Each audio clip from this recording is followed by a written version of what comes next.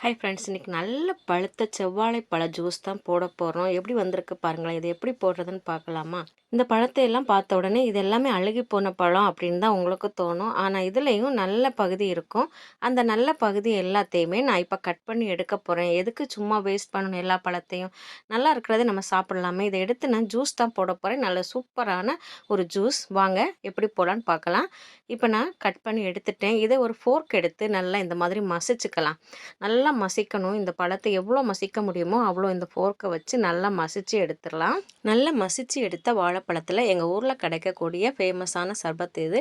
இதில் வந்து இனிப்பு எல்லாமே இருக்கும். இந்த சர்பத்தை இதில் சேர்த்துக்கலாம். அந்த சர்பத்தை இந்த பழத்துக்கு தேவையான அளவு ஊற்றிக்கலாம். நான் அளவெல்லாம் எடுக்கலை, அப்படியே தான் ஒரு குத்து மதிப்பாக ஊற்றிக்கிறேன். ஊற்றுனதுக்கப்புறம் நல்லா மிக்ஸ் பண்ணி விட்டுடலாம். இதில் நம்ம சர்க்கரை சேர்க்க வேண்டிய அவசியமே இல்லை.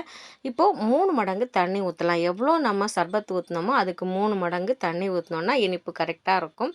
நல்லா மிக்ஸ் பண்ணி இதை ஒரு கப்பில் ஊற்றி குடிச்சு பாருங்களேன். ரொம்ப ரொம்ப டேஸ்ட்டாக இருக்கும். உங்கள் வீட்லேயும் நல்ல பழுத்த பழம் இருந்துச்சு, யாருமே சாப்பிட விரும்பலைன்னா இந்த மாதிரி சர்பத் செஞ்சு கொடுங்க. எல்லாருமே விரும்பி சாப்பிடுவாங்க. கண்டிப்பாக ட்ரை பண்ணுங்கள்.